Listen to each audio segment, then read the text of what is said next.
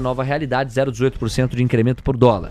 E a curva de juros subindo 1 ponto base a 1 ponto base e meio. Sabe o que é isso? Nada também. Em resumo, é uma abertura leve, é uma abertura de movimento tímido naquilo que é um irrisório ajuste às movimentações de ontem. Pelo menos por enquanto. Quem não é irrisório nunca, ao contrário, é um sujeito muito sério. É o comentarista de todos que nós temos, o mais sério. Ninguém se aproxima da seriedade e da sobriedade dele. Marcelo Coutinho. É mentira! Bom dia pra você, Coutinho. Bom dia, lindão. Por que mentira, Moreno? O que é que você tá animado hoje, Moreno? Você sossega, viu, Moreno? Tá vendo como é sério? Sossega. Olha que é sério. Calma. São 9h03. Calma, Moreno. São 9h03 de uma quinta-feira.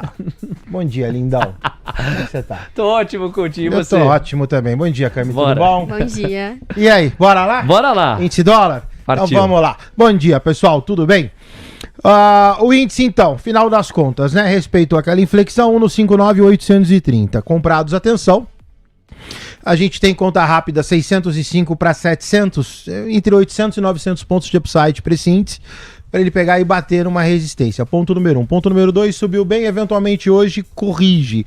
A hora que a gente for pro intraday, gráfico de 60, a gente dá uma olhada. Mas em termos macro, altista, desaceleraria no 605. Vamos ver como é que esse cara se processa.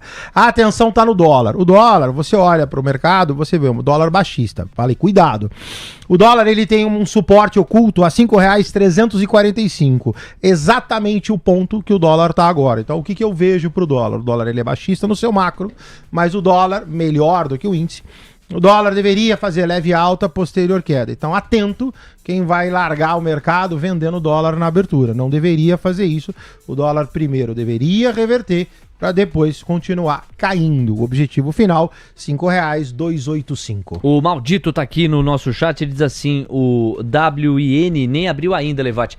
É que a gente se pauta aqui pelo IndyFoot, tá, meu parceiro? E como você vê ali no canto inferior direito da tela, ele já tá rolando desde a primeira sinalização que eu fiz aqui, fechou? O Elias Quitar tá na área. Eu peguei IPCA mais 9,5. Rapaz, que título é esse, hein? Mas deve ser um vencimento bem mais curto, né? Bem mais fechado, sei lá, ano que vem. Se você pega um IPCA mais 9,5 no longo prazo, bom, nunca chegamos lá, né? Um título que vence em 2065 nunca bateu isso. Acho que chegou a beirar 8% no pior momento entre o final do ano passado e o início desse ano. Então, seria um recorde histórico. Mas, meu Deus, temos que ter 9,5 de juro real num título longo, parem as máquinas. Bom, elas já estariam paradas, né? O Ale Mendes está na área, Léo e Coutinho no BBB. Hashtag Léo e Coutinho no BBB. Tá pegando essa moda aí que você lançou? Ia dar bonito. É, ia ser legal, né? A gente pensou? É. E se eu te mandasse pro paredão? Você não ia ter coragem? Quem Nossa, falou? ia arrebentar. Se fosse pra proteger 1 milhão, 1,5 milhão, sei lá quantos caras estão pagando lá, Coutinho no paredão. Duvido. E ainda ia ter que fazer discurso em rede nacional, né? Duvido. Ó, eu tô indicando Coutinho por causa disso. Ia abalar nossa amizade? Ah, Ia abalar nossa amizade? Não ia? Não, Duvido. Duvido. Se eu chegar lá pro Não. Tadeu Schmidt Não. e falar assim, eu como líder, né? Quem vai pro paredão hoje, Tadeu, é o Coutinho. Não ia abalar? Zero. Você ia reagir zero, assim? Putz, tranquilo. A minha amizade com você, ela é imbalável. Inabalável. Inabalável. Imbalável é ótimo. É porque ela tem muito embalo. É, tem muito embalo. Tem muita embalagem. Olha o Coutinho sendo bulinado aí pelo é mentira. Esse é ciúme. Ele só tem esse efeito. Eu já falei pra você. Aconteceu alguma coisa, só tem um efeito. É mentira. E vamos trocar Você isso nem aí. me conhece. Você não me conhece. Mas o oposto não é verdadeiro, tá? O quê? Se você me indicasse pro paredão, o pau ia quebrar. Eu jamais faria isso. A gente ia... Eu jamais faria isso. Não ia indicar. Jamais. Eu Se me fosse- sacrificaria se tivesse que fazer isso. O 1,5 milhão eu poderia ganhar? Pode levar sossegado, já tem o meu.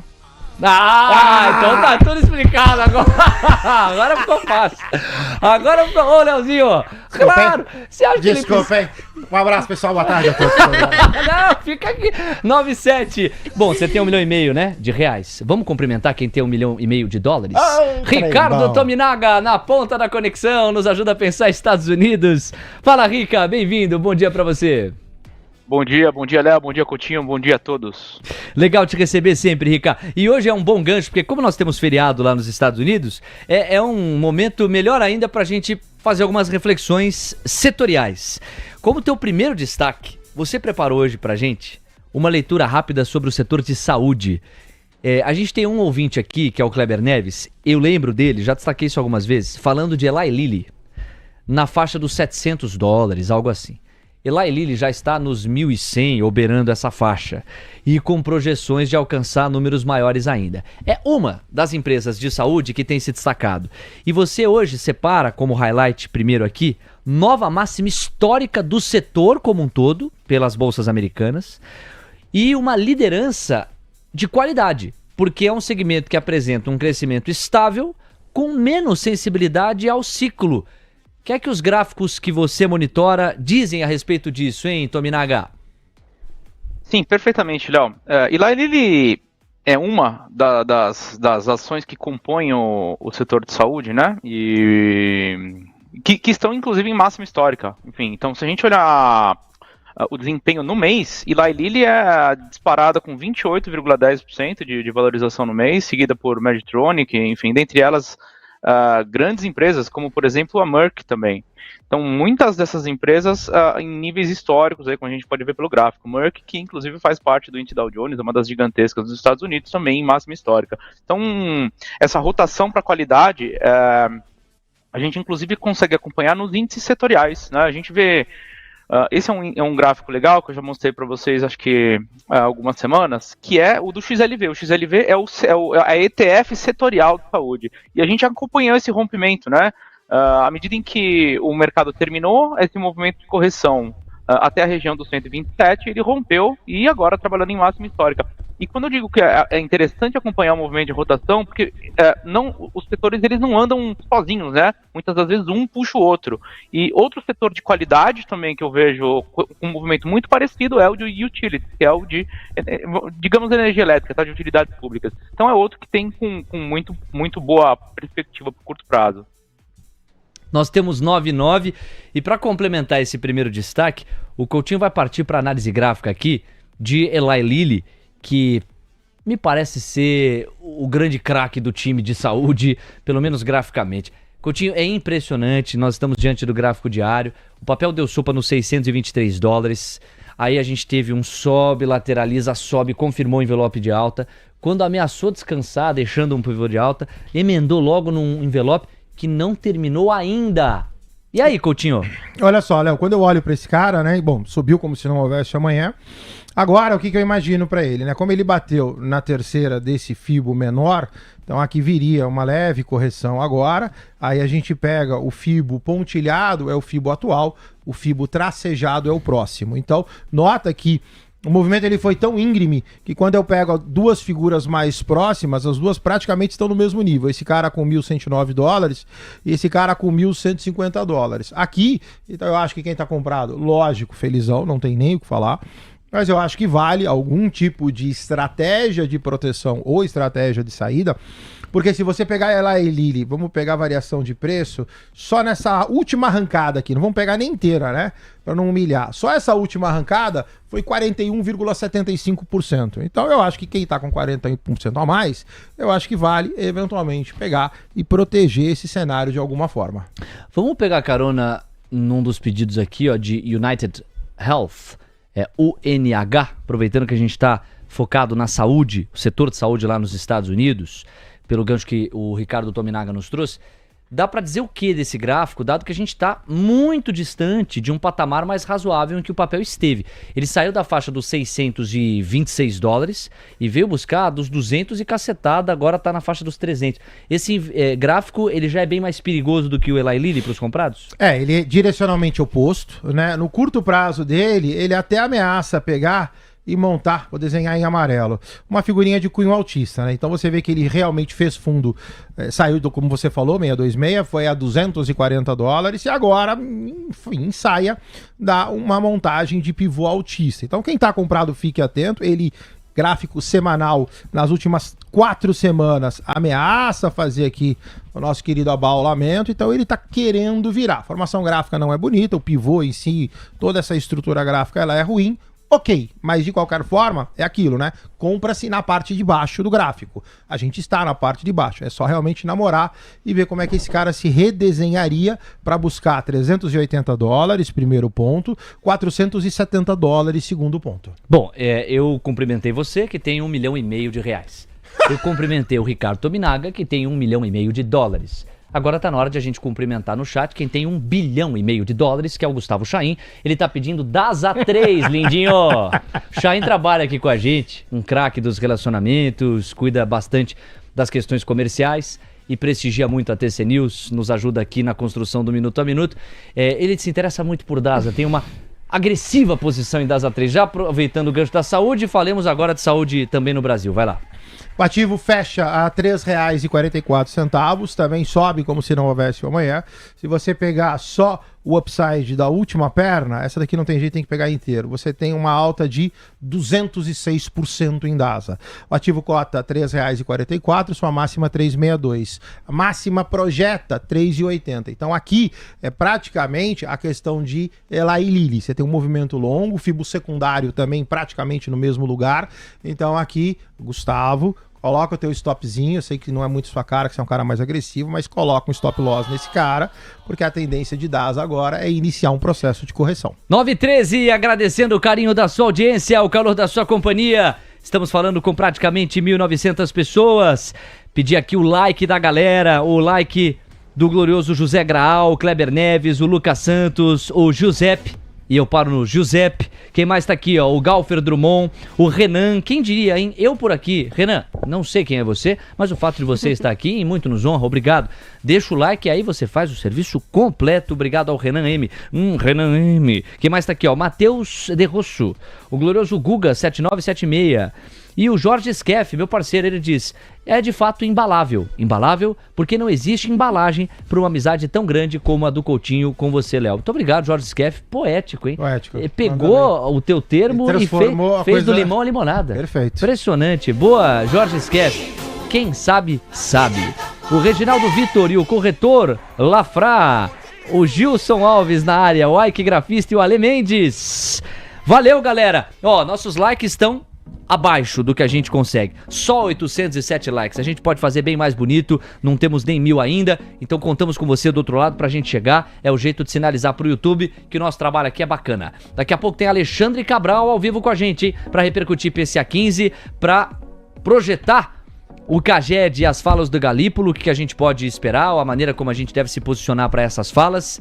E acima de tudo, para caprichar no debate corte em março, janeiro e quanto corta. É o que nos pauta no macro brasileiro de longe, é a principal questão.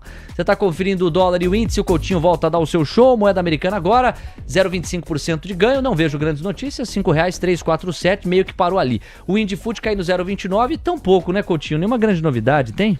Não, nenhuma grande novidade no índice. No dólar tem, pessoal, é aquilo que eu falei, ó, certinho, cravamos o dólar nesse suporte oculto, que é um fibo revertido, o dólar ainda está na leve alta, então novamente, por favor, atento, vendidos na moeda americana, tá? É ponta comprada no curto prazo. Para upside a R$5,363, aí sim começa o processo de inflexão. Então, por favor, vendidos na moeda americana, atento, o macro é baixista, mas a arrancada é para cima. TC News, seu resultado é nossa marca. O Profit Ultra é a plataforma do trader, completa, rápida e segura. Com o Profit Ultra você identifica o movimento dos big players, automatiza e otimiza suas operações e ainda conta com replay de multiativos, além de muito mais. Garanta agora mesmo o seu teste gratuito da plataforma mais completa do mercado. 9h16. O Ricardo Tominaga agora nos leva para o setor de utilities, os serviços públicos lá nos Estados Unidos. Por que, Henrique?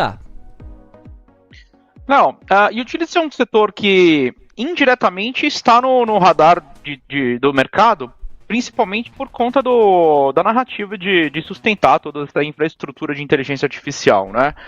Aliado a isso, temos também o fechamento da curva de juros de longo prazo nos Estados Unidos, com os 10 anos trabalhando já abaixo de 4. Isso, de certa forma, também é outro fator que faz com que o setor de utilities, são as empresas que tendem a se valorizar, né? Ações que tendem a se valorizar com o fechamento da curva, elas são mais sensíveis à taxa de juros de longo prazo, principalmente, enfim, tendem a se beneficiar nesse cenário. Quando a gente olha para o gráfico, a gente vê um padrão gráfico muito parecido com aquele que a gente viu no setor de saúde, com uma breve correção para a região de suporte e agora rompimento de um canal e eventual retomada da tendência de alta. Eu diria que esse é um setor que está mais atrasado em relação à saúde já em máxima histórica, mas também, de fato, a narrativa de alocação de recursos em setores mais defensivos vai também em linha com esse rompimento e eventual rompimento de máxima do XLU, que é a ETF do setor de utilities. E olha que legal, o Tominaga vai apresentando ETFs aqui. Nós discutimos a importância dos ETFs ontem com o Fábio Fares. Nada mais são do que fundos de índice, ou seja, um produto financeiro que replica a carteira de um determinado índice e o balanceamento desta carteira. Quem pega a BOVA11 está se expondo a um ETF, que é um fundo de índice Bovespa, portanto, uma carteira teórica que simula exatamente a composição do índice Bovespa. Há pouco o Tominaga falava do setor de saúde, a sua respectiva foto de índice logo / ETF, agora utilities, e já antecipo para vocês. Próximo highlight do Tominaga vai ser setor de tecnologia. A resposta no curto prazo veio. De sexta para ontem, nós tivemos uma resposta interessantíssima do setor. O que dá para projetar olhando para esta verdade daqui para frente? Daqui a pouquinho o Tominaga dá sequência à participação dele. 9h19, eu já sei o que está acontecendo. Hoje, em função do feriado lá nos Estados Unidos, nós temos também menos alcance, né? Eu tô vendo que é um fenômeno generalizado dentro do segmento de cobertura. Porque tem muita gente que saiu pro feriado com o peru. Dia de ação de graças lá nos Estados Unidos. Nós não. Nós aqui estamos. Tem peru aqui? Você viu algum peru andando aqui no estúdio? Não. Não. A gente acordou cedo. Cá 3h15 da manhã. Pra compensar a dinâmica menor dos Estados Unidos em função do feriado. Aqui estamos, na raça, construindo o minuto a minuto. Aqui não tem peru, não. Vocês estão achando que tem... ceia de Natal antecipada? Não. Não. Não mesmo. Aqui é trabalho, como diria Maurício Ramalho. O que nós pedimos em troca? Nós pedimos o seu like. Apenas o seu like. Mas ninguém convoca like com a ignorância do Cabral. Deixa o Cabral chegar às 9h30. O Cabral vai na ignorância. Cambada de corno. Então deixa essa cota é com o Cabral. Mas ninguém convoca like com a elegância de Marcelo Coutinho. Então, paixão! A música, ele me quer, acaba comigo. Aí ele me coloca full screen, então, na câmera, transmitindo a 35 milhões de brasileiros, eu não aguento. Então, por favor, pessoal, like pra deixar o meninão feliz. A gente vai... Quantos likes nós estamos agora? Agora a gente tá se aproximando dos 900. 900? Não, estamos abaixo. 900 likes. Quanto você quer? A meta é 1.500, né? Ainda mais em dia de feriado americano. Vamos buscar os 1.500. Pessoal, por favor, dedo no like pra deixar essa figura maravilhosa feliz. Camila Nascimento. Moreno mais ou menos, né? Agora, você tá vendo? Ele me maltrata. Depois ele vai lá e ele tenta... Acaricia. Entendeu? Como é que fala? Morde a sopra? Morde a sopra. Tá vendo? Não, coitado. Dedo no like aí, pessoal. Rumo aos 1.500. Você tá folgado, hein, lindinho? Agora ele tá te assoprando. Aproveita o momento, daqui a pouco ele te morde de novo. Bate. 9h21. Aliás, o Léo tá nos Unidos do Gorrinho, né? Vamos dar uma olhada lá na nave mãe? Tá um frio de lascar lá. Olha aí, é um gorro diferente por dia, né, Léozinho? Olha lá. Na verdade, é o mesmo de ontem. É o mesmo de ontem. Só lava na sexta. 9h21. Amigos, da porta pra dentro. Não temos grandes novidades, a curva de juros está subindo 2 pontos base a 2 pontos base e meio, o dólar está avançando 0,27%, R$5,348, o Ibovespa Futuro 0,27% de marcha ré. Com a K a gente vai fazer um giro pelos Estados Unidos, tempo real agora para nós, com a ressalva de que em função do feriado do dia de ação de graças, nós não temos uma série de personagens, mas temos outros. Os futuros americanos estão se mexendo, embora com muito menos liquidez. Dow Jones, S&P, Nasdaq e Russell 2000 futuros. E também estão se mexendo DXY e VIX. Claro que com todos os asteriscos de um feriado, mas estão em jogo. Acá traz as parciais. Vamos lá então, passando primeiro, né, pelos índices futuros. Dow Jones está com uma alta de 0,04%, 47.445 pontos. O S&P está com um avanço de 0,01%, rondando a estabilidade aos 6.813 pontos, e Nasdaq 100 sobe 0,03% aos 25.244 pontos no mercado futuro. Já o Russell 2000 está com uma queda de 0,09% aos 2.484 pontos. Vamos passar também pela tabela da volatilidade, então. Vou destacar aqui primeiro o VIX. O VIX está com uma leve queda nesse momento, está recuando 0,30%. Passar também pelo DXY, o índice dólar, que está com um avanço de 0,06% aos 99,6 pontos. Léo. 9,23, Dali K, obrigado. Mandando um abraço aqui pra Itaúna. Afinal de contas, o pedido do Paulo Santos é uma ordem, meu ídolo. Valeu, Paulinho, tamo junto, parceiro. Abraço ainda no Domaine. Também tá aqui o Eufrade Silva, o Paulo Merenço, o Reginaldo Vitor e o Júlio. Obrigado pelo carinho de vocês. O Soberano também tá na área aqui, o F6P. Bom, tecnologia respondeu. Tome na H. Tecnologia trouxe sim um alento para os comprados.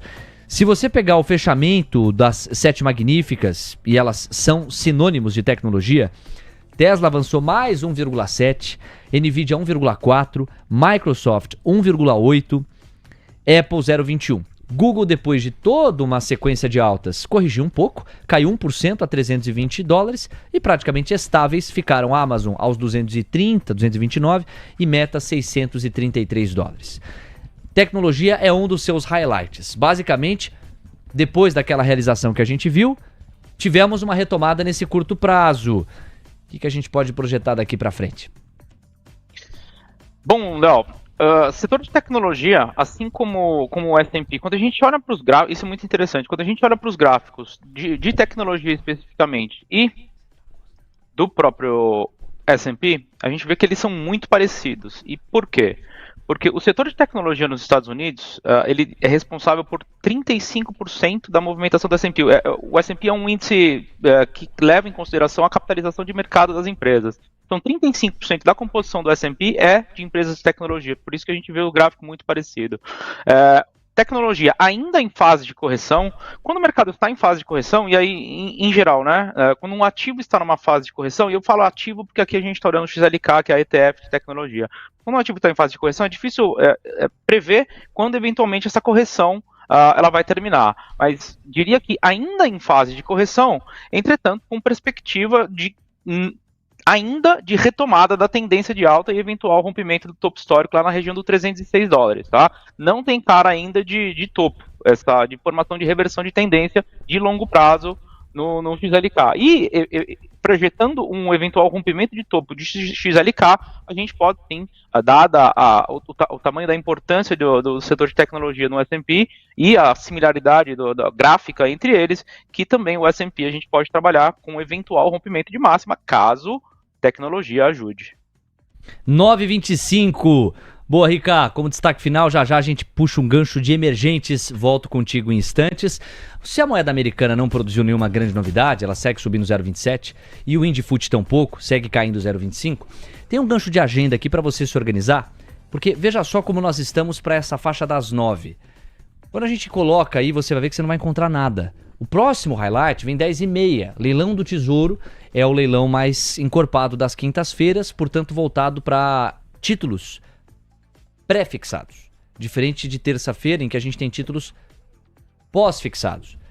Feriado americano, pauta toda a dinâmica, mas eu queria chamar a atenção de vocês para o fato de que o grande coração de acontecimentos e de precificação com eventuais novos fatos está hoje, excepcionalmente hoje, concentrado na parte da tarde.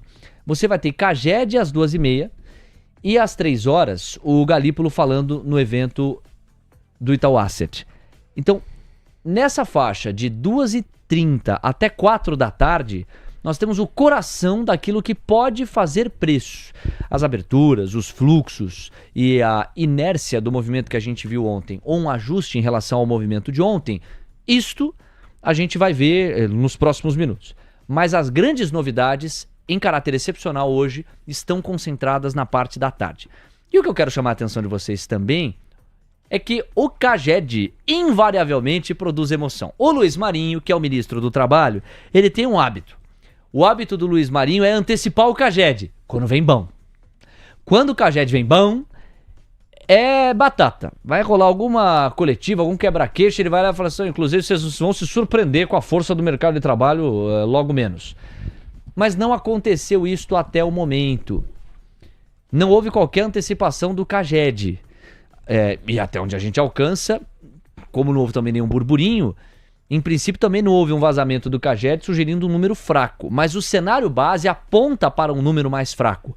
O cenário base, lembrando que esse CAGED é do mês de outubro, sugere que nós saiamos de cerca de 240 mil vagas geradas em setembro para 120 mil vagas em outubro.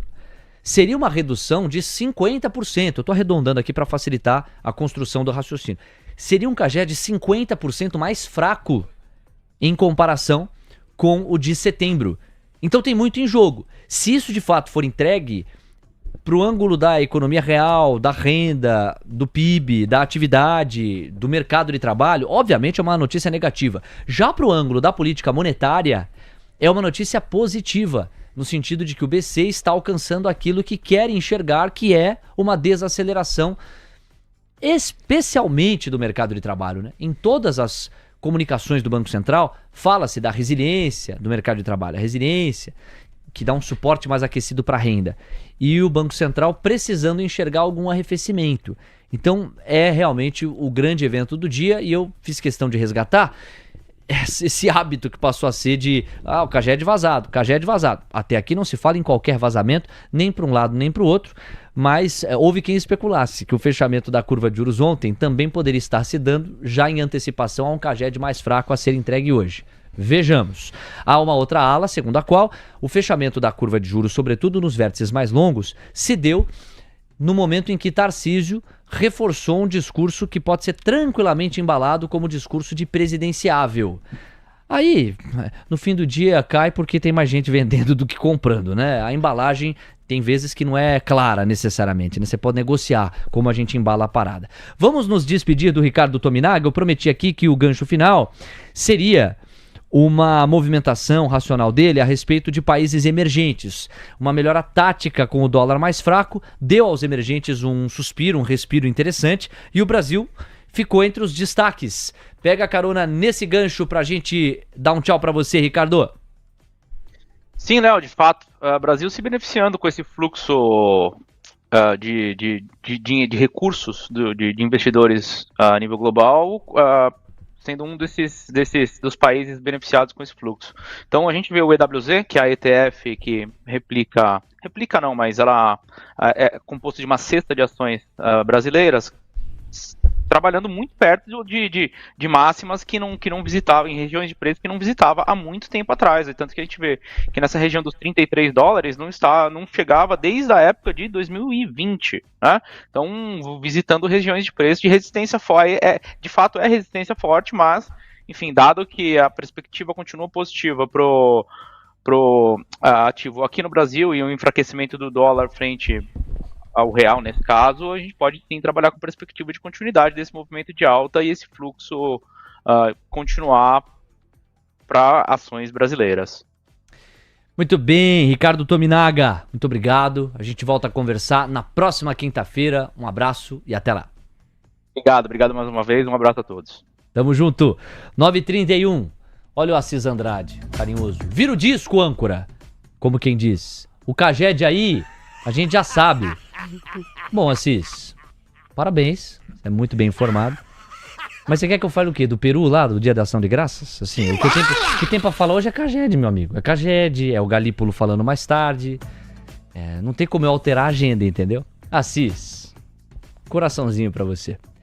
A Paquita Trader, eu achei que ela foi muito atrevida. Por quê? Não sei qual que é a opinião do Cabral, como ele é puxador de like, já ele vai fazer isso e tem a ver.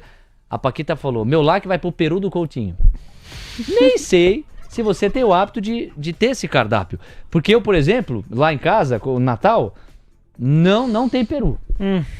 Lá ela escreveu isso no chat. Meu pai geralmente, acho que é bacalhau, viu? Acho que é bacalhau que ele gosta de fazer. Combina, né? Ceia de Natal e tal. Peru não. Ela escreveu. Ela escreveu isso no chat. Mas eu tô com o gancho da ceia de Natal, não é isso? Não, eu tô pensando... Que show da Xuxa é esse? Paquita Trader. Ela falou, meu like vai pro Peru do Coutinho. E até onde eu sei, o Alex Martins é o cara que tem uma tradição, um hábito culinário, gastronômico enorme. Eu nunca abordei isso com você. De repente eu tô diante de um belíssimo cozinheiro. Seguindo ali, Rodri79, Camila é a reserva moral do programa. Não, Vamos lá. isso é unânime. Camila Nascimento. Isso é unânime. Falar em cá, você, Coutinho, tá cada vez mais preciso. E a Camila Nascimento tem atualizações sobre a operação do Marcelo. Pra gente girar o disco aqui, vamos atender ao Assis, né, Camila? Vamos mudar de assunto, claro, Assis. Assis tá pautando o programa hoje, ó a moral. Mas a Camila Nascimento tem atualizações sobre a operação que está sendo promovida, entre outras instituições, pela Receita Federal, no combate aos devedores contumazes, no caso, sobretudo, de postos de gasolina. São os maiores devedores de tributos no estado de São Paulo. Mas outros estados também estão envolvidos, embora a Polícia Federal não tenha sido mobilizada. Tem outras atualizações sobre essa história? Quais são, Cá? Saiu uma nota da Receita Federal sobre essa operação, trazendo mais detalhes. De acordo com a Receita, é um grupo que atua em toda a cadeia de combustíveis, da importação à distribuição, com núcleo no Rio de Janeiro e ramificações por vários estados. Tem relações financeiras com alvos da Operação Carbono Oculto e com a cadeia de carbono, que apreendeu 4 navios com combustível. Os débitos são superiores a 26 bilhões de reais, de acordo com o que reforçou essa nota. Outros detalhes que a nota traz são os seguintes. A Receita disse ter identificado que grande operadora financeira atuava como sócia de outras instituições que também prestavam serviços ao grupo. Esse núcleo movimentou mais de 72 bilhões de reais entre o segundo semestre de 2024 e o primeiro semestre de 2025. Essa financeira principal tinha 47 contas bancárias em seu nome, vinculadas contabilmente a empresas do grupo. O rastreamento dos fluxos era dificultado pelo uso de contas bolsão e outras brechas regulatórias, de acordo com o que trouxe a nota. O esquema investigado nessa operação também contou com a investigação de mais de 15 offshores, Léo. Obrigado, Cá. 9h34. Só pra gente ter clareza, eu até percebi aqui que o perfil Vela Negra fez a pergunta, e deve ser a pergunta de muita gente, porque não é um conceito com o qual a gente lida todo dia aqui na cobertura, então para que não haja qualquer ruído. Uma coisa é inadimplência, outra coisa é a ideia do devedor contumaz. O devedor contumaz, ele parte da intenção deliberada e sistemática de não pagar um determinado tributo. E aí, mais do que uma sonegação, a gente estaria falando de uma sonegação estrutural, recorrente e pré-assumida para viabilizar alguma outra intenção que essa figura, esse ator tem dentro da sociedade. Então é muito diferente de um enquadramento de inadimplência que se dá no curto prazo. Eu tô para achar alguém que gosta de pagar imposto. Eu nunca achei na minha vida, tenho uma baita de uma alegria, adoro pagar um imposto aqui. Acho que gostar de pagar imposto, ninguém gosta. Mas uma coisa é você não gostar de pagar imposto, outra coisa é você, de maneira sistemática e deliberada, não fazer arcar com o pagamento dos impostos num nível que te enquadra juridicamente. Essa é a premissa da operação em si, que sob a luz da lei tem um amparo legal. E aí eu lembro também que mais cedo comentei aqui sobre a lei do devedor contumaz, que já foi aprovada no Senado, está engavetada na Câmara, mas pretende enrijecer a legislação contra este tipo de devedor. Invariavelmente, pessoal, isso a literatura do crime mostra, invariavelmente o devedor contumaz, ele está em fortes esquemas de lavagem de dinheiro e muita associação ao crime organizado. Invariavelmente uma coisa condiz, coaduna com a outra. Temos 9h35, Indifood quer 0,30, dólar sobe 0,30. O Fabiano tá aqui levantando a plaquinha. Eu quero ouvir os racionais do Coutinho. Você vai ter que se reinventar, porque não mudou nada. Não, lamentavelmente não, Léo. Inclusive no gráfico de 60, o índice agora leve queda, 159,780 em cima do suporte. O dólar ainda na leve alta, chegando próximo daquele ponto que eu comentei, R$ 5,351, eu estou a 2 pontos de lá. A partir daí começa-se o ponto de inflexão, então atento, comprados na moeda americana, começa a colar o stop. Esse cara deveria inflexionar no 51, mas lamentavelmente tem grandes alterações sim. 9h36. Obrigado, Coutinho. Olha aí, Fabiano, tentei, tá vendo? Não mudou nada, não tem muito o que fazer. Muda o disco aí, Coutinho. Tem que mudar o disco, faz alguma coisa. O dólar tá igual, a bolsa tá igual, tem que mudar o disco. 9h36, vamos mudar o disco? O Alexandre Cabral tá na ponta da conexão. Professor, bem-vindo. Boa! Bom dia. Putz, Bom tá dia. terrível, galera. Isso tudo é a final da Libertadores? Não, eu tava lendo aqui o negócio. Bom dia. Boataria que a Conmebol quer cancelar o jogo do sábado, com medo de Palmeiras não entrar em campo e já cancela antecipadamente. É sério, Cabral? Tá assim, é? Tá? Se o Flamengo ganhar de 2-0, eu sou a favor de dar o troféu pro Palmeiras. Porque time que já jogou segunda divisão, ganhar só de 2 é pouco. Olha, Cabral, vou te falar, o flamenguista mais atrevido que eu conheço. Cabral, a gente tem muitos assuntos e alguns vão demandar mais tempo. É até uma boa que o mercado de futuros esteja basicamente parado desde o primeiro minuto. Eu quero começar, e te agradeço por isso. Você foi o primeiro, eu te liguei no começo desse ano, né? Falei, poxa, Cabral, vão voltar alguns recursos de títulos de renda fixa, CDBs, em que eu tinha aportado, e eu não sei exatamente o que eu vou fazer com esse dinheiro e tal. Você falou, Léo, em relação à duration e à assimetria, nada vale mais do que um título Tesouro Renda Mais 2065. Dá uma estudada, faz a sua avaliação. Eu peguei IPCA mais 7,20 e pouco, já falei para a audiência em alguns momentos. Você pegou IPCA mais 7,5. E a gente vai começar com uma imagem sobre a qual eu quero te ouvir, porque você pegou praticamente o pico. Esse título já está IPCA mais 6,99, Cabral. Tem havido um fechamento estrutural das taxas longas e tem notícia atrás disso. Me conta quais são. A única, não sei se você lembra, a única coisa que eu te falei, olha, Léo, eu sei que você tem mais de 1,5 milhão vencendo, tem que dividir entre janeiro e fevereiro, lembra disso? Lembro. Porque o Tesouro só deixa até 1,5 milhão que eu tinha, aí ele tava com essa crise, tinha que ver o desespero dele. O que eu faço? Falei, põe pra esposa, o CPF dela e ela pode. No teu é limitado a 1,5 milhão, agora já tá em 2, já melhorou tua vida. Esse gráfico é o seguinte, é a série histórica desde que ele foi emitido pela primeira vez, 30 de janeiro de 2023 até hoje. Então repara o seguinte, se ele voltar à mínima desse título, que a mínima desse título já foi dentro da era Lula, para poder dizer, mas a mínima foi em outro governo, então significa que, tem que ter rotatividade de poder, algo parecido. Vamos votar que ela volte na mínima da era Lula, isso dá algo próximo de 5,30, um título que está saindo colado a 7. Então o 5,30 é em cima do vivo ali, do ao vivo, ó, do vivo é a mínima ali, ó, colada a 5,30, e ela está trabalhando em 7, então quer dizer, se você acredita que pelo menos o Brasil normaliza, que tem uma chance de o Brasil ameaçar dar certo ou algo parecido, você tem gordura demais para queimar, mas muita gordura. E tem uma possibilidade, assim, excepcional de ganhar uma bela grana, tá? Eu não acredito que o mundo vai melhorar tanto, eu acho que vai ter mais nervosismo, etc. Tem uma chance de você sair no 0-0. Então, daqui a um ano e pouco, é como se você tivesse deixado o dinheiro em conta corrente. Para perder dinheiro a médio e longo prazo, essa taxa tem que voltar a subir muito, tá? Existe a possibilidade? Existe, nada na vida é zero. Mas a chance, para mim, é de queda. Coutinho. De uma forma sem nenhum... Você tá sem um profit na mão. Para essa meu print aí na tela. Mas olhando só para ele, você acha que tem ponto ali que segura? Ou é tendência de queda? Tem ombro, cabeça, ombro? O que você faria no gráfico dessa PDF frio que tá na mão? Tá? Eu já fibei esse cara de todos os lados. Você tem... Agora, um pico em cima do Galípolo e Caged, a letra E é o pico desse gráfico. Você tem um pivôzão de baixa. Esse cara vai dar uma oscilada ali agora a 6,70%, eventualmente lateraliza a queda. O 61,8% desse cara é mais ou menos em 6,20. Então isso aí é tendência de baixa, clara, distribuição, pivôzão de baixa, canal de baixa. Isso aí é o Bitcoin lá em cima na casa dos 103 mil dólares. O gráfico é praticamente o mesmo. Mais ou menos assim, Cabral. A gente tinha aqui, ó, uma esticada. Aí, Lindinho, ó, tá vendo aqui, Lindinho, ó? Cai, lateraliza, cai, confirma envelope de baixo. Aí, ó, tem um pivô de baixa, porque a primária é de baixa, então a tendência é de baixa. É uma coisa meio Datena, meio assim, o Coutinho tem esse estilo. Aí cai, lateraliza, ó, ameaça a correção, tem um abaulamento, cuidado com a retração, cai de novo. É isso aí, Cabral. Então tendência estrutural de baixa.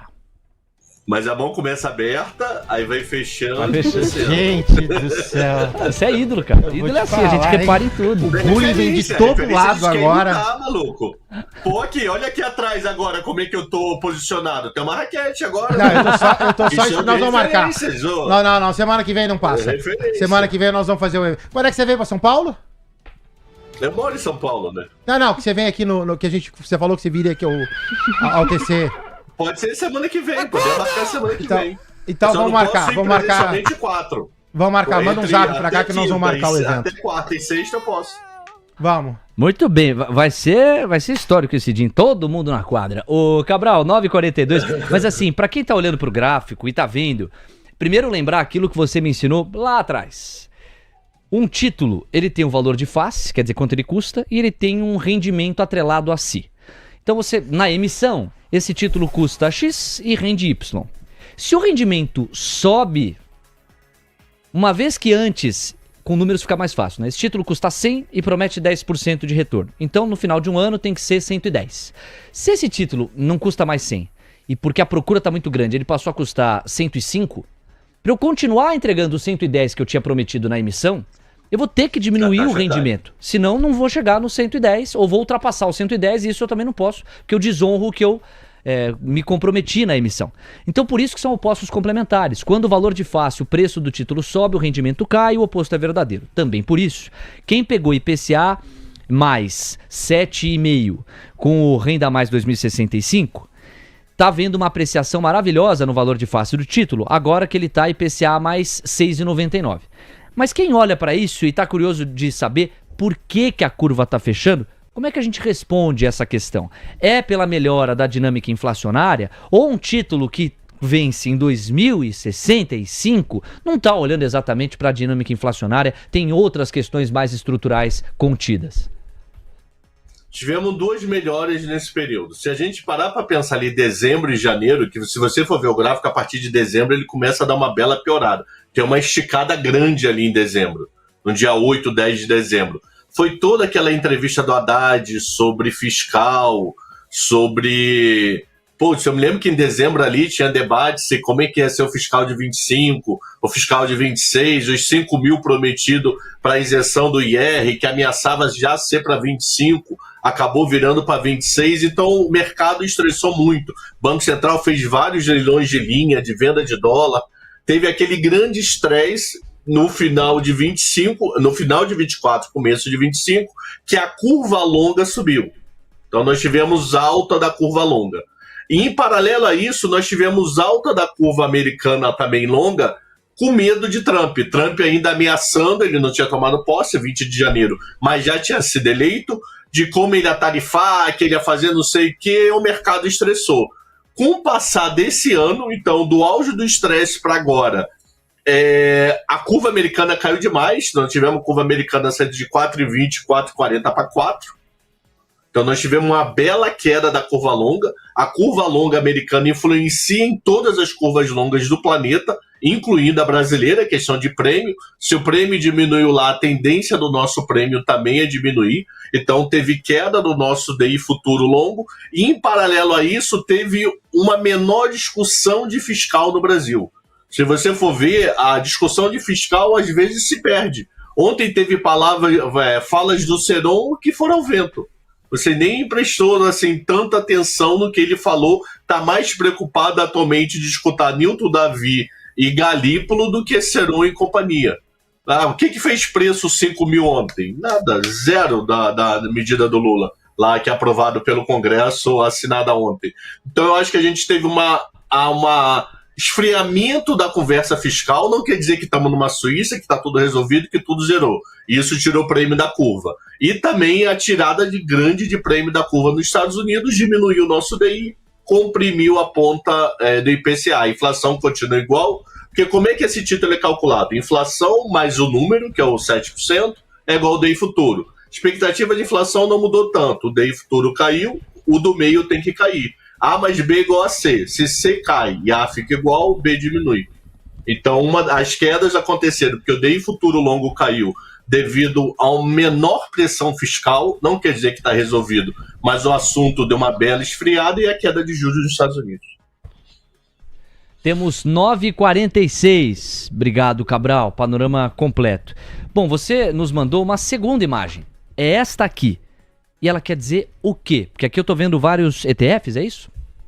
Isso. Você falou em algum momento mais cedo, que eu estava escutando, com o Tominaga? Com o Ricardo, sobre ETF. Que ETF é uma operação interessante, etc. Então, ETFs e ETFs. Claro, ETF de renda variável, eu concordo. Eu acho excelente produto, eu acho que é um modo prático de você, com pouco dinheiro, ter uma carteira de ações mega completa que ela tende a bater da maioria dos gestores.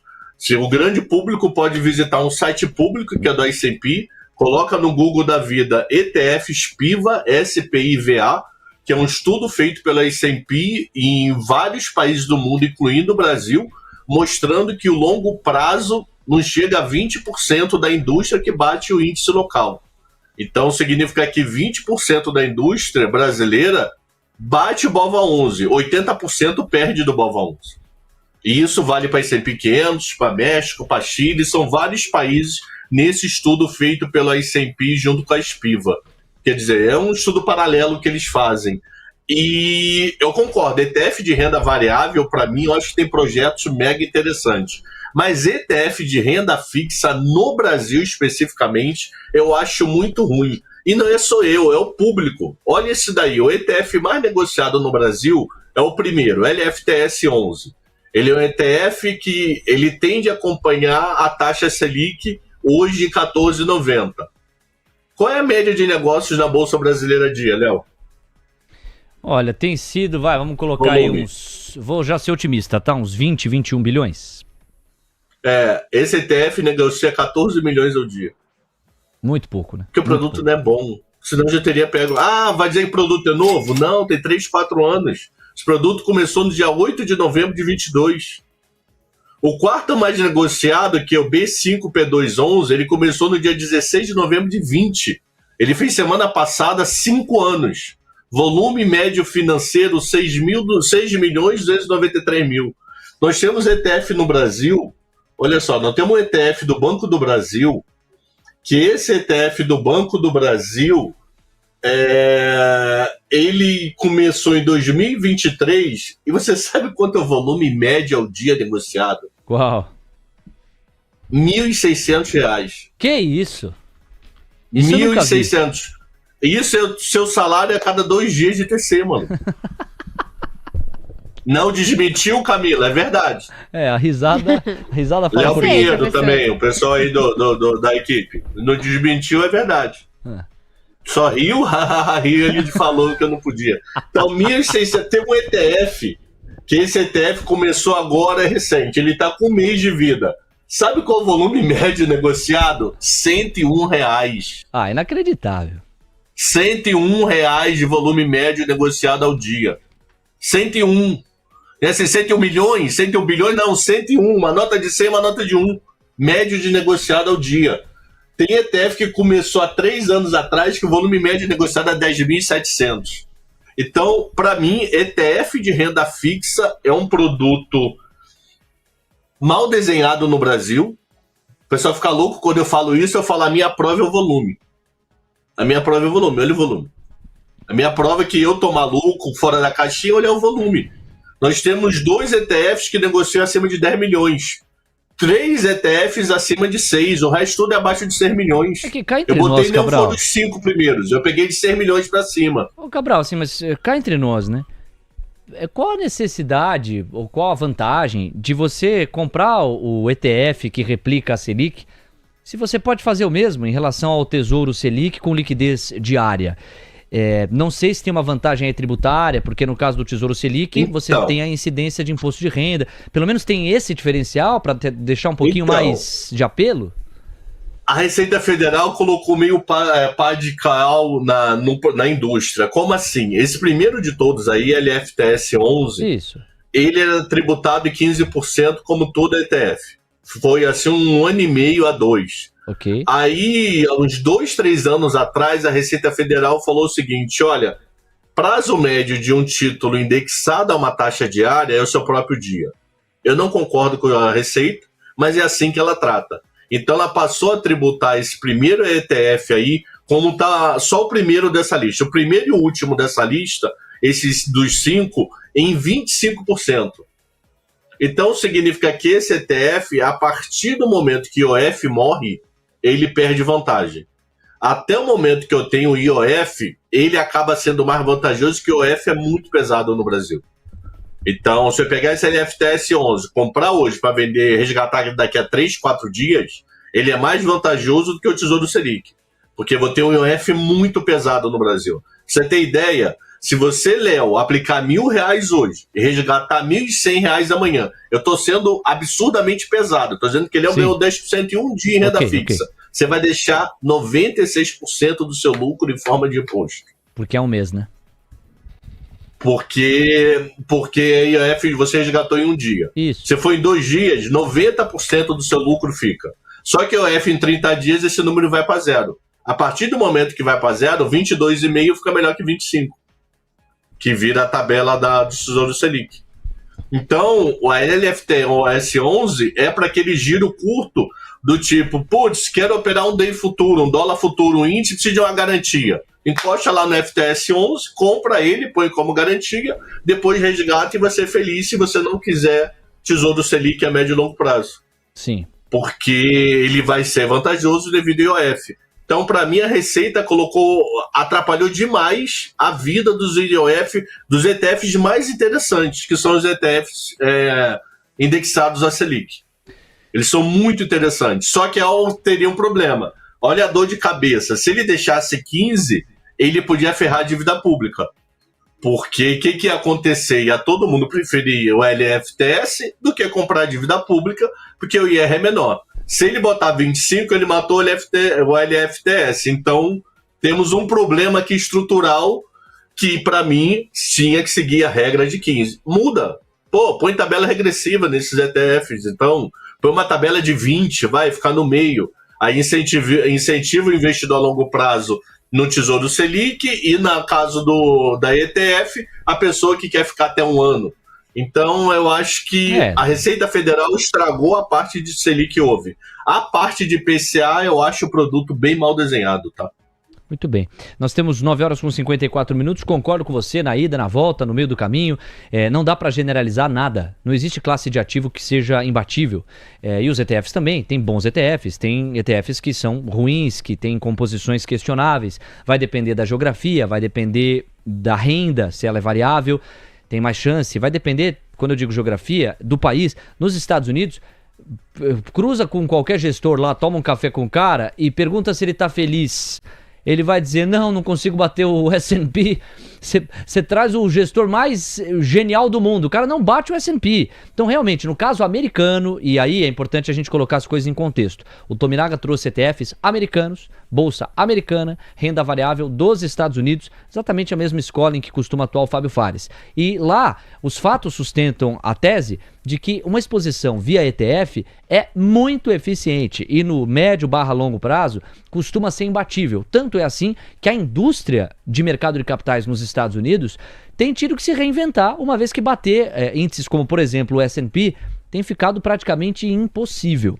É bem diferente de um caso já da renda variável brasileira, quanto mais quando a gente parte para a renda fixa. Como ETF é um produto que pode transitar por diferentes classes de ativos, inclusive partindo para a renda fixa, faz bem o professor de colocar essa distinção.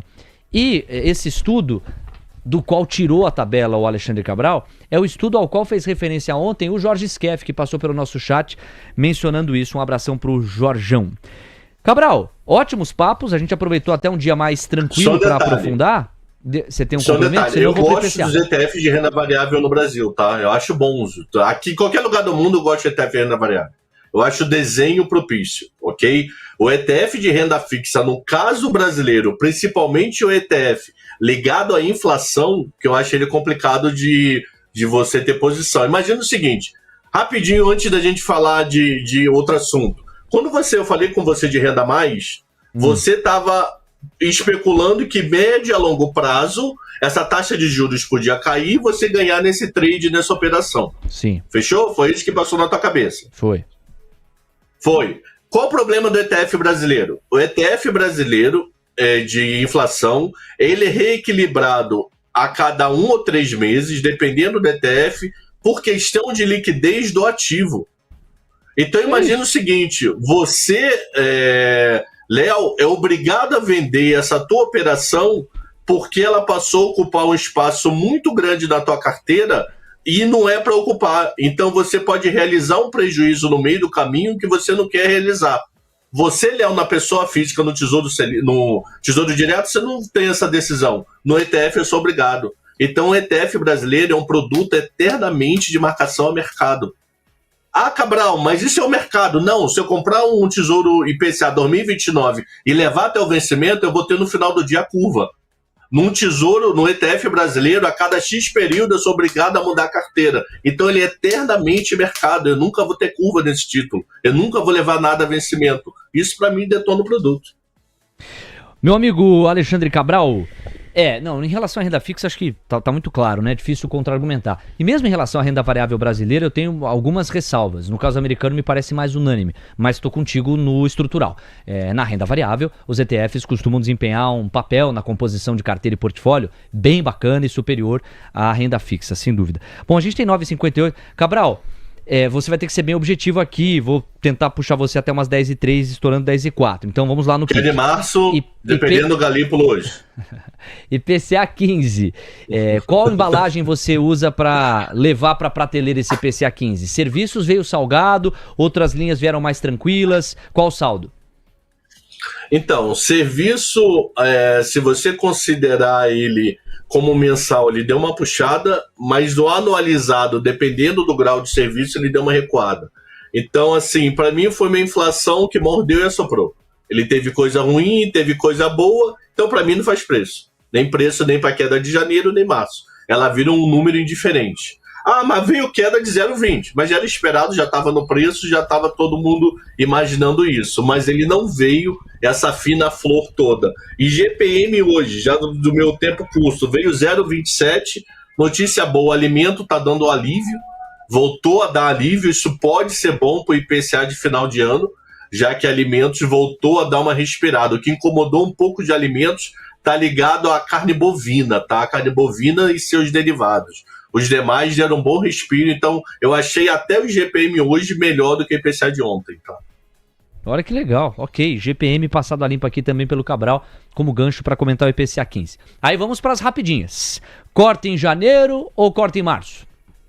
Para mim, de meio em março, dependendo do que o Galípolo falar hoje, eu mudo o discurso hoje à noite já com Medina. Mas por enquanto, pelas palavras dele e pelo Focus, que não me dá respiro, Focus do terceiro TRI, que é a longa. Então, para mim, ele está olhando pesado em hiato do produto e inflação, expectativa futura de inflação. Hiato do produto, vamos ver CAGED hoje, como é que sai. PNAD, os próximos dias aí para divulgar PNAD. E Focus, enquanto esses dois não derem respiro, para mim ele não cai. Na minha cabeça ainda é meio em março. Eu ia perguntar a dosagem, 25 ou 50. Você já se antecipou. Enxerga 50 a partir de março. Se cortar em janeiro, vai de 25? Vai de 25. Eu acho que se for janeiro, 25. Mas ainda não estou convencido em janeiro de 25, porque nem o Focus, nem trabalho me dá essa resposta. Aí você... Estava escutando você falar com o Bey, da atividade diminuiu. Pô, mas isso não bate no emprego? Demora. Você viu o livro bege ontem? Se você olhar o livro bege ontem, você vê uma coisa que a gente já tem falado aqui, eu e provavelmente vários comentaristas. A última coisa que eu dispenso é empregado. Então, o que as empresas americanas estão fazendo? Estão diminuindo a quantidade de horas que a pessoa está trabalhando, mas não está dispensando. Por isso que você pega um seguro-desemprego de 216 mil. Porque você pega ainda, putz, a economia está diminuindo, tá, mas eu vou segurar o máximo que eu puder essa pessoa, porque se eu perder para a concorrência ou ter dificuldade, eu vou ter que contratar mais caro. Então, isso pode ser. Não podemos ter atividade, BGE de serviços, de varejo, diminuindo, mas você olhar PNAD e CAGED ainda rasgando lá em cima. Principalmente PNAD, que é o taxa de desemprego. E isso vai ser um mega pé atrás para o Banco Central. Aproveitando o gancho do livro bege, chancelado o corte de juro nos Estados Unidos em dezembro? Para mim, sim. Sim, pra mim o mínimo vota 25, não vota meio, pra evitar ele ser a pessoa que vire 0. Então, sei lá, um 7-6, ele sozinho no meio vira 7-6-1. Aí fica 0, 25 e ele meio. Então, mas eu acho que cai 25, mas eu acho que vai ter mais de 2, 3 votantes a 0, tá? 2 últimos pontos. Caged e Gabriel Galípolo fazem hoje as suas aparições. Você chegou a mencionar ambos os personagens. O que você está imaginando em relação ao mercado de trabalho? E sobre o Galípolo você já falou. É esperar para ver se ele confirma essa guinada dovish a partir das falas do Newton Davi ou se ele mantém o tom mais rigoroso para desarmar as apostas de corte em janeiro, né? No Senado, no mesmo dia do Newton Davi, que ele quase demorou no Senado, a pessoa não parava de perguntar, ele manteve o tom rigoroso. Então, em relação à última aparição pública dele, que tem, sei lá, segunda-feira, não sei que dia ele foi no Congresso, foi o mesmo dia do Newton Davi, ele manteve bem pesado. Vamos ver se ele muda algum discurso ou se ele fala que o objetivo é o centro da meta, 3%, e nada vai mudar para ele até ele não chegar mais próximo do centro da meta. E Caged hoje, vamos olhar como é que está preparativo para Natal, isso é importante, tá? Como é que o comércio contratou aí, porque ele já está se contratando escalas para Natal. Então vamos ver como é que vai ser para ver se vai ter um final do ano forte ou não. Mesmo sendo um dado de outubro? Mesmo sendo dado de outubro, você já começa a contratar para treinar a pessoa. Cabral. Você pega ali outubro, novembro, dezembro. Cabral, meu parceiro, um show. Obrigado, um abraço. Convoca o like da galera. Eu preciso de força hoje porque nós estamos no feriado lá nos Estados Unidos, o dia do Peru. Então puxa a galera aí, por favor. É um feriado nos Estados Unidos que nem todos curtem um feriado. Quem trabalha em mesa latina tá lá, a latina e europeia tá alegre e feliz trabalhando presencial em Nova York. Meu povo, custa dar like? Custa. Eu só tenho uma conclusão, só pode ser corno quem dá like, quem assiste não dá like. Só pode ser, não tem outra conclusão. Dói dar like? Então vamos dar like, imagina hoje. Pô, Camila acordou 5 da manhã, Levante acordou 6h48 e estão aqui desde cedo trabalhando e vocês nada, meu povo. Dói, é dedo gordo. Tem todo mundo entrar em dieta. É isso, que nem eu, Coutinho. Tchau, Cabral, um abraço. 10 horas, 1-0, gol contra de Andréas. Ganhei meu final de semana. Boa sorte no sábado, professor. Boa sorte. Abraço. Bola tá rolando no Mercado à Vista. Se liga aí nos destaques. Vamos lá, organizando aqui os acontecimentos. Petrobras. Confira novidades no plano estratégico que deve ser divulgado ainda hoje, de acordo com fontes, destaca o portal Money Times. O plano de investimento quinquenal da Petrobras terá a primeira queda sob o governo Lula pelo impacto do patamar mais baixo do preço do petróleo. Sócios do Mufato adquirem participação no Grupo Açaí. A aquisição da participação relevante será submetida à apreciação do CAD. Ultrapar monta posição na Rumo e se aproxima de 5%. O volume da Rumo sugere que, além da Ultrapar, outros investidores ainda não identificados estão montando posição no papel. Copasa notifica municípios sobre possível privatização. De acordo com a estatal mineira, caso o processo venha a ser aprovado e implementados, contratos atualmente vigentes poderão ser convertidos em novos contratos de concessão. 10h05, bom mercado à vista para você.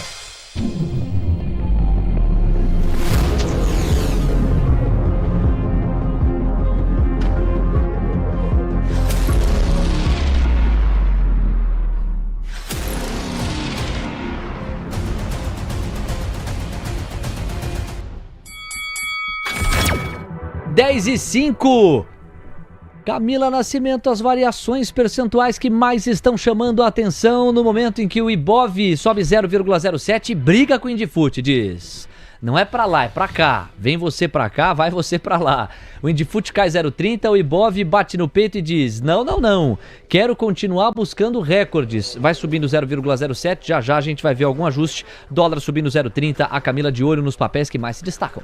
No leilão, Auren tá caindo 1,31%, Anima cai 1,08%, Engie cai 0,80%, enquanto Gerdau tá caindo 0,73%, Pão de Açúcar recua 0,5%. Ainda entre os papéis em leilão, destaque positivo para Fleury, com alta de 1,87%.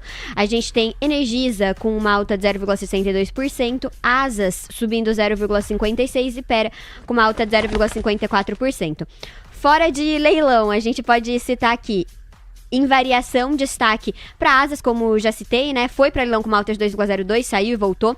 CSN cai 0,58% e o Usiminas tá recuando 0,55%. Açaí sobe 3%, Rumo avança 1,54% e Vibra sobe 1,16%, Léo. Obrigado, Cá. Batendo asas aqui na nossa cobertura. 10:07. Coutinho, dólar e índice. Nenhuma novidade se você olhar pro Indifut. É que olhar pro Ibovespa à vista vai ser mais legal agora, né? A partir das 10 da manhã também aí no teu monitoramento. Aí você pode até fazer um destaque inicial. Mas o Indifut e o dólar, 0,30 para baixo no índice, para cima no dólar e nada de novo. Nada de novo, Léo. Mini índice no 0 a 0. Tá aqui os candles, candle das 9, candle das 10, sem nenhuma alteração. O dólar, a priori, só atento quem está comprado na moeda americana, R$ 5,351 era ou é aquele ponto de inflexão que eu falei. Então o dólar pode desacelerar e eventualmente inflexionar para baixo.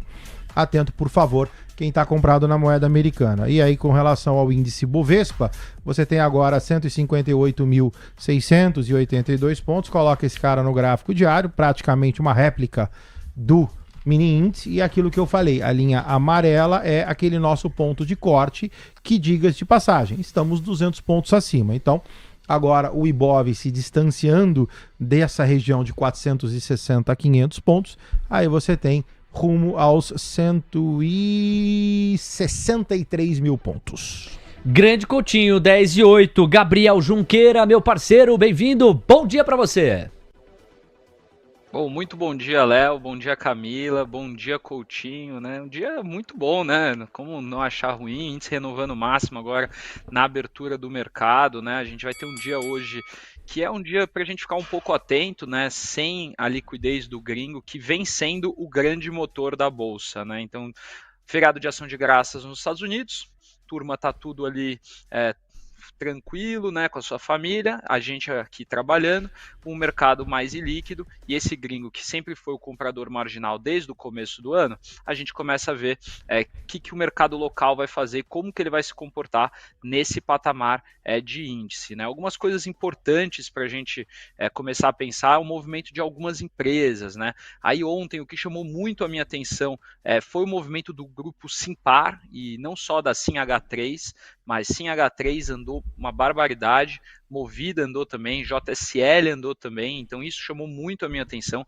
principalmente também o movimento dos juros, né, pessoal? Vamos lembrar que a gente teve as falas do Newton Davi, que corroboraram para um corte de juros no Brasil, provavelmente em janeiro. A gente está vendo a curva de juros fechar bastante.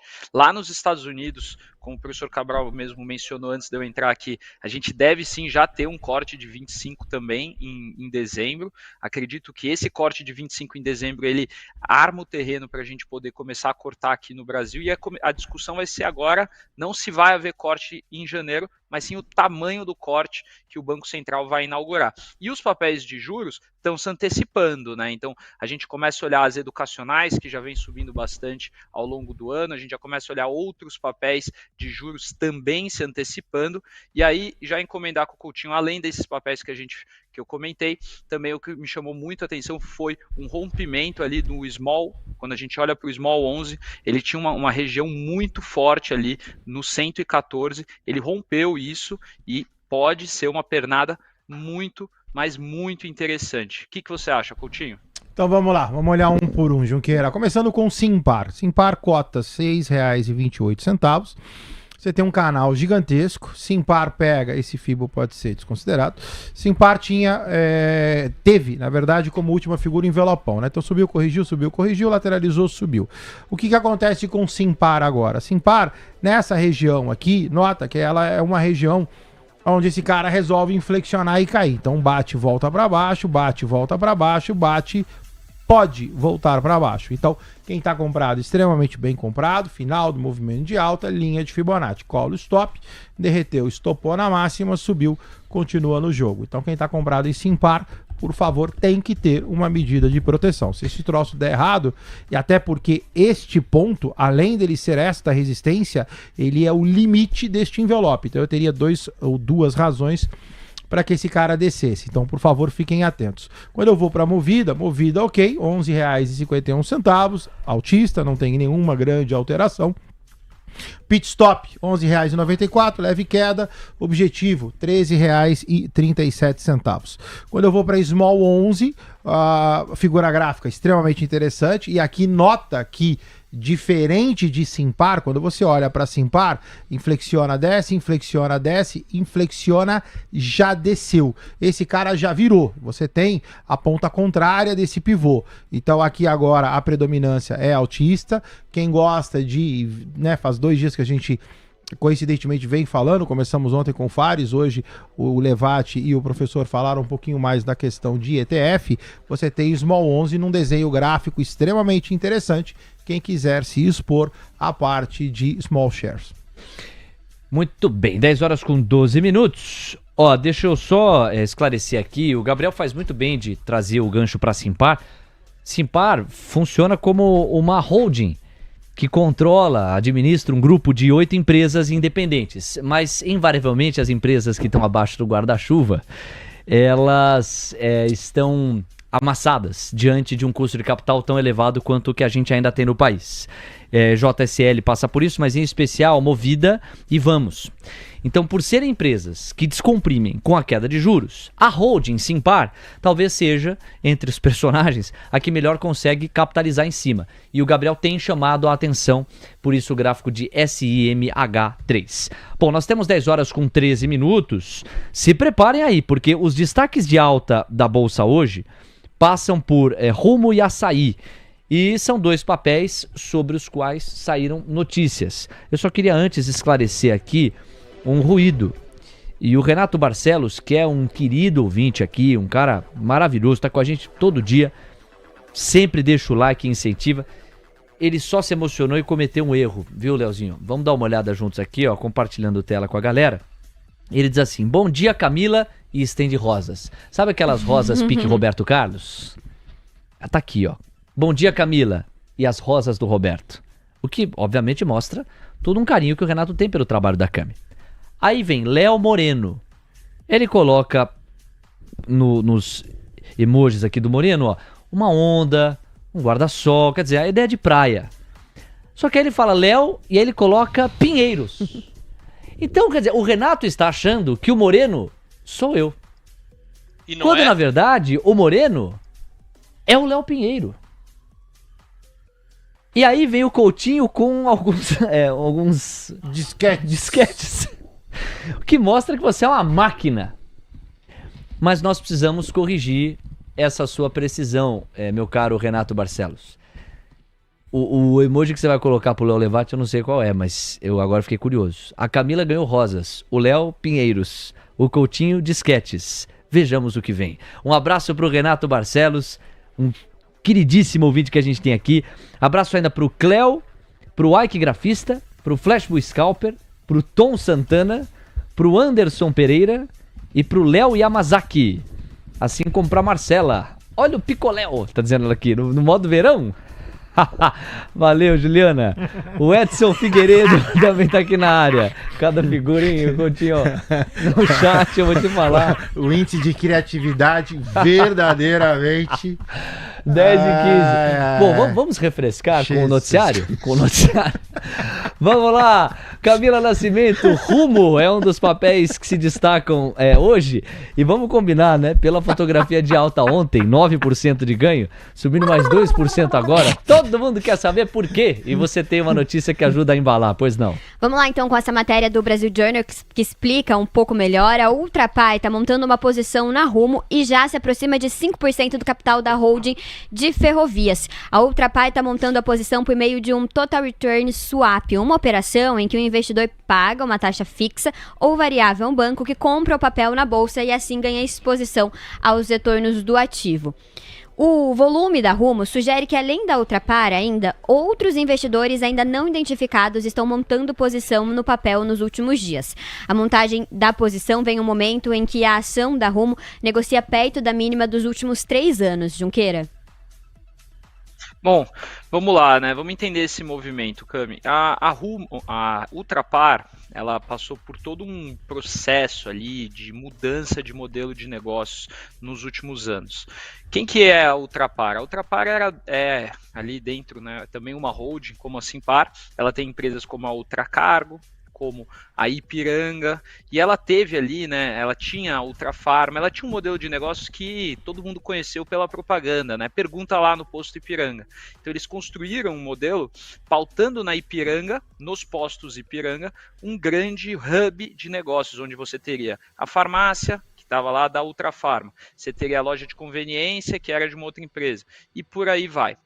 Esse modelo de negócio não deu certo. A Ultrapar fez o seu turnaround e mudou. Ela mudou o rumo da direção aqui da sua empresa. E aí, com isso, o que ela está focando agora? Ela está focando em ativos irreplicáveis, focados no agronegócio e que possam trazer para ele algum tipo de sinergia nessa parte de logística. Continuam com a Ipiranga, então a gente vê a Ipiranga na parte de distribuição de combustível muito forte, mas agora sem mais aquela história de vamos ter tudo dentro do posto Ipiranga, focando só na venda mesmo de combustível e distribuição. A Ultracargo, que já é uma empresa de logística, compraram o controle da Hidrovias do Brasil, e aí que eu acho que é uma análise interessante a gente ver o movimento que a Hidrovias do Brasil vem fazendo, porque a Hidrovias do Brasil era um papel complicadíssimo, extremamente alavancado, dependente de chuvas, enfim, muito, muito delicado. A Ultrapar entrou no capital, comprou por ser um ativo de difícil, você dificilmente replica ela,